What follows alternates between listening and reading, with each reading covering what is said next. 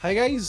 यार मोटरोला जो है ना इस महीने में ये तीसरा फोन लॉन्च कर रहा है। ये है मोटरोला H60 Pro और बॉक्स ओपन करते करते बता देता हूँ भाई कि सीरियसली मोटरोला जो है ना बहुत एक्सपेरिमेंटल हो रखा है एआई फीचर्स को लेके। इस H60 Pro के अंदर कुछ नए एआई फीचर्स फिर से डाल दिए। बट इससे भी इंपॉर्टेंट बात पता है क्या है? लास्ट ईयर जब H50 Pro लॉन्च किया था तो यूजर्स को ना इस फोन में कुछ प्रॉब्लम्स थी। तो क्वेश्चन ये आता है कि H50 Pro के मुकाबले H60 Pro में मोटरोला ने क्या क्या चीजें एड्रेस करी है, क्या क्या चीजें इंप्रूव की है, आज यही मैं एक्सप्लेन करने वाला हूँ इस वीडियो के अंदर। तो स्टार्ट करने से पहले मेरा नाम है संचित, चैनल का नाम है टेक बार। मैं आप लोग का टेक खरीद एक्सपीरियंस बेटर करना चाहता हूँ तो आप सब्सक्राइब बटन पे क्लिक कर लो, साथ में बेल आइकन जरूर प्रेस कर लें। अच्छा, पहले डिजाइन की बात कर लेते हैं। ये है H60 Pro और ये पिछले साल वाला H50 Pro है। सबसे पहले जो चीज मैंने नोटिस करी ना इन दोनों फोन के अंदर वो बैक पैनल के टेक्सचर के अंदर है। जो लास्ट ईयर वाला ये H50 Pro था ना, इसका टेक्सचर इतना ग्रिपी नहीं है। अगर मैं कंपेयर करूं H60 Pro के टेक्सचर से, ये थोड़ा बेटर लग रहा है। और पहले की तरह मोटरोला ने जो है पेंटोन के साथ कोलैबोरेट करके इस फोन के लिए भी बहुत अलग अलग कलर्स बनाए हैं। मतलब मेरे वाली यूनिट को देखो, ये डेजलिंग ब्लू कलर है यार, बहुत पंची और वाइब्रेंट लग रहा है। खैर वो अलग बात है कि दो और कलर आते हैं इस फोन के अंदर। और कहना पड़ेगा यार, मोटरोला हर एक लॉन्च के साथ जो डिफरेंट कलर्स लेकर आता है ना, अब ये चीज इंटरेस्टिंग बन चुकी है। अच्छा, एक चीज नोटिस करने वाली है। देखो पहले फोन की अगर मैं राइट साइड दिखाऊं H50 Pro की भी और H60 Pro की भी, तो वही पावर बटन और वॉल्यूम रॉकर मिलता है एक साइड पे। बट अगर फोन की लेफ्ट साइड दिखाऊं तो H60 Pro में जो है एक नया बटन ऐड करा है। और इस बटन से पता क्या होता है? मोटो AI ट्रिगर होती है। मतलब अगर आपको AI यूज करना है तो लाइक इस बटन को प्रेस करो और जस्ट यहाँ पर प्रॉम्प्ट दे दो। और बड़ा फैसिनेटिंग है देखना कि कैसे अब फोन्स में डेडिकेटेड बटन आ रहे हैं ना AI के लिए। कितना सीरियस हो चुके हैं कितने सारे ब्रांड इस चीज को लेकर। कह रहे तो डिफरेंट टॉपिक है, बट हाँ, अगर मैं H50 Pro से कंपेयर करते हुए H60 Pro के कुछ अपग्रेड्स बताऊं तो IP रेटिंग बेटर करी है। इस बार जो है IP69 सपोर्ट करता है phone. In fact military grade certification के साथ आ रहा है। और एक जगह पे अनएक्सपेक्टेड चेंज आया है। मतलब H60 Pro के जो हैप्टिक्स है वो बहुत बेटर कर दिए है।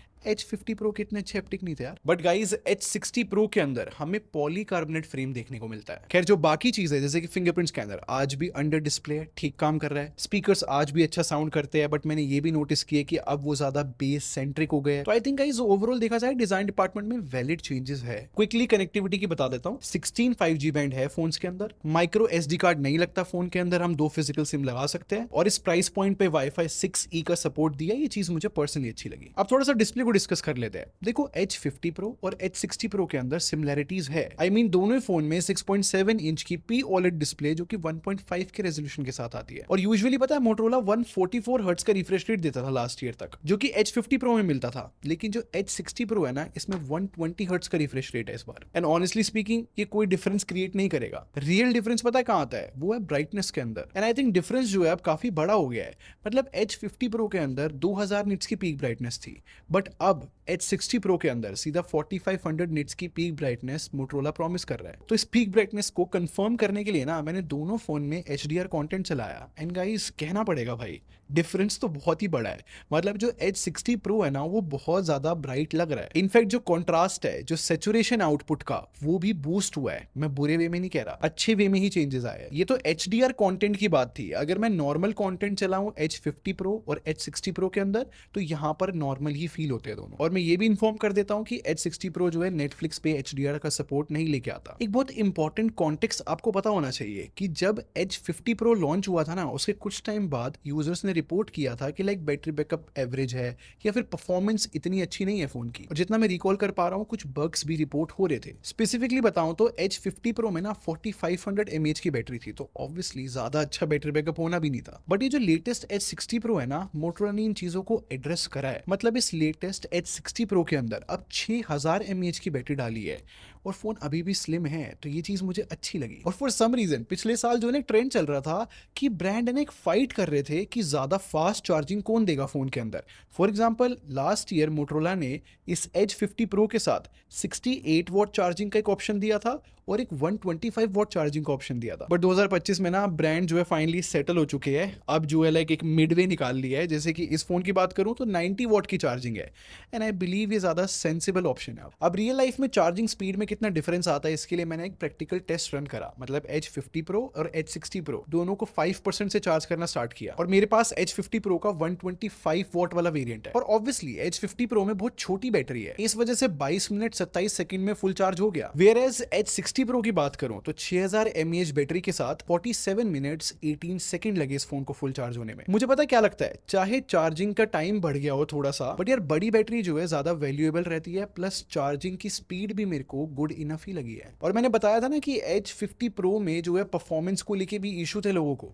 लोगों की प्रॉब्लम ये थी कि H50 Pro के अंदर ज्यादा इनफ पावर नहीं फील हो रही थी, लैग्स और जिटर फील हो रहे थे। इस चीज को भी एड्रेस किया है मोटरोला ने। मतलब ये जो H60 Pro है ना, इसके अंदर MediaTek Dimensity 8350 एक्सट्रीम प्रोसेसर मिलता है और प्रोसेसर से भी ज्यादा इंपॉर्टेंट इस बार UFS 4 स्टोरेज दी है। और UFS 4 स्टोरेज की वजह से क्या होता है ना कि स्टोरेज की स्पीड बढ़ जाती है, इससे ऐप ओपनिंग क्लोज थोड़ा सा फास्ट हो जाता है, जिटर्स आने के चांसेस कम होते हैं। अब ऐप ओपनिंग और क्लोजिंग की बात हो ही रही है ना, तो H50 Pro में लोगों को शिकायत ही ये थी कैमरा ऐप में थोड़े बहुत लैग आते हैं। ये सेम चीज मैंने H60 Pro में टेस्ट करी है और यहाँ पर इंप्रूवमेंट्स आई है। और ये जो स्टोरेज की स्पीड वाली बात है ना, बेंचमार्क्स में क्लियरली दिख रही है, क्योंकि H60 Pro जो है 3 टाइम्स ज्यादा फास्टर है। और बस ये टेक्निकल चेंज नहीं है, इस बार जो है रैम की स्पीड भी बढ़ाई है। पहले LPDDR4X रैम थी, अब जो है LPDDR5X है। तो ऑन पेपर देखा जाए तो हार्डवेयर इस बार सॉर्टेड लग रहा है। और Antutu बेंचमार्क भी जब मैंने रन करा है उसकी भी सेम स्टोरी है। H60 Pro जो है 5 लाख ज्यादा स्कोर्स लेकर आया है H50 Pro के मुकाबले, तो 14 लाख के अराउंड का स्कोर अच्छा ही बोला जाएगा। और Geekbench में भी 1500 से ज्यादा स्कोर्स बढ़ गए। और स्पेसिफिकली गेमिंग की बात करूं तो मैंने इसमें COD चलाया था, 90 FPS की सेटिंग अवेलेबल है और मैंने मल्टीपल सेशन खेले। उसके बाद स्क्रीनशॉट देखो, 89 के अराउंड एवरेज FPS आए हैं, ये चीज ठीक है बिल्कुल। बट BGMI की बात करूं तो ये फोन जो है अभी 60 FPS की सेटिंग ही लेकर आ रहा है। तो जितने भी ये बेंचमार्क्स है ना, इनको देख के लग तो रहा है कि इस बार परफॉर्मेंस जो है इंप्रेसिव है। अब सॉफ्टवेयर की बात कर लेते हैं। अब ये जो फोन है ना, इसमें Hello UI मिलती है, Android 15 पे बेस्ड है और मोटोरोला का कहना है कि 3+4 ईयर्स के अपडेट पॉलिसी देंगे। और इन दिनों में मोटोरोला ने जो है काफी लॉन्चेस करे हैं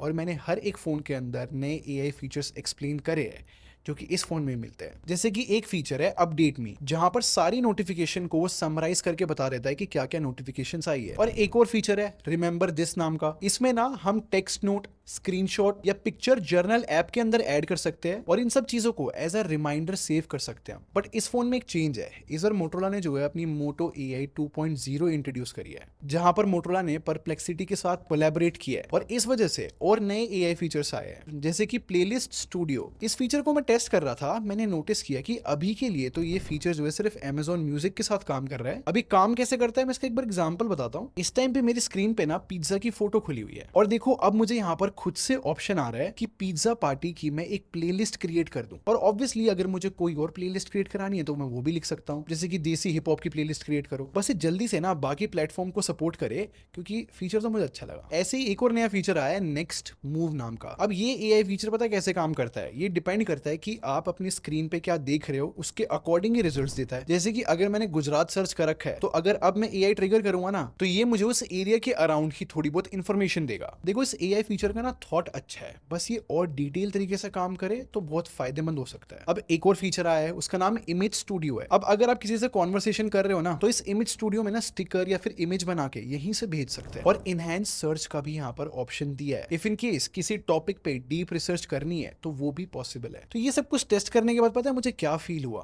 कि यार 2025 में ना AI बहुत इंपॉर्टेंट है और जो ब्रांड नई नई चीजें एक्सपेरिमेंट करता रहेगा ना और यूजर्स को देता रहेगा, मेरे हिसाब से वो सबसे ज्यादा फायदे में रहेंगे। तो ये बहुत अच्छा लगा कि मोटोरोला ने काफी सारे एक्सपेरिमेंट करे AI के साथ। बाकी इस फोन के सॉफ्टवेयर एक्सपीरियंस की बात करूं तो जो मोटोरोला के फीचर्स होते हैं वो सारे मिलते हैं, जैसे कि ऐसे फ्लैश लाइट ऑन हो जाना या फिर ट्विस्ट करके कैमरा ओपन होना, या फिर मोटोरोला का स्मार्ट कनेक्ट बहुत अच्छा है, विंडोज के साथ अच्छा काम करता है, या फिर सिक्योरिटी के लिए थिंक शील्ड। ये सारी चीजें अच्छी है नो डाउट। बस एक चीज थोड़ी कंफ्यूजिंग है कि जो मेरे पास यूनिट मोटोरोला ने भेजी है ना, इसके अंदर प्री इंस्टॉल एप्स है। अब मोटोरोला का कहना है कि जो रिटेल यूनिट्स होंगी ना उसके अंदर प्री इंस्टॉल एप्स नहीं होगी। बट ओवरऑल देखा जाए तो सॉफ्टवेयर में काफी सारी नई चीजें आई है। अब थोड़ा कैमरा डिस्कस कर लेते हैं। H50 Pro की तरह ना बैक कैमरा सेम है H60 Pro का, 50+50+10 मेगापिक्सल का, बट फ्रंट कैमरे में चेंज है। पहले 32 मेगापिक्सल था बट अब जो है 50 मेगापिक्सल दे दिया है और इस वजह से डिफरेंस देखो आप side by side. H60 Pro की जो सेल्फीज है ना उनमें बेटर कॉन्ट्रास्ट आ चुका है। और H50 Pro में एक प्रॉब्लम थी ना कि अननेचुरल तरीके से ब्राइट करता था सेल्फीज, ये चीज फिक्स कर दी है H60 Pro के अंदर। और जब H50 Pro लॉन्च हुआ था मैंने बताया था ना आप लोगों की कैमरा ऐप के अंदर हमें जिटर्स देखने को मिलते हैं, थोड़े बहुत लैग है। और अब बैक कैमरे की फोटोज देखो H50 Pro और H60 Pro की। एक चीज जो सबसे पहले मैंने नोटिस करी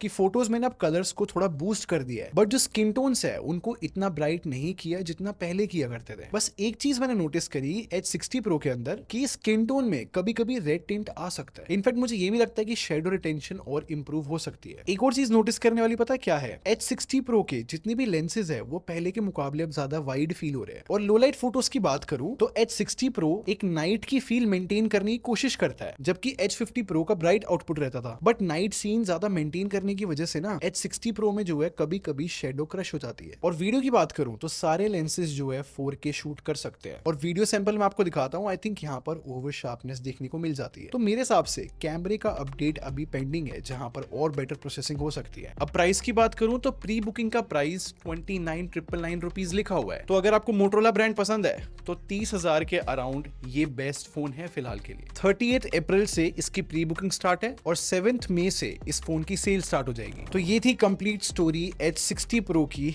पूरा कंपेयर करते हुए H50 Pro के साथ। आप क्या सोचते हो मुझे कमेंट सेक्शन में जरूर बताना। और अगर ये वीडियो पसंद आई हो तो लाइक बटन पे क्लिक कर दो और सब्सक्राइब करके हमारी टेक बार आर्मी को ज्वाइन कर लो। हम लोग क्वालिटी बिलीव रखते हैं। अभी मिलते हैं। Thanks for watching. Bye bye guys.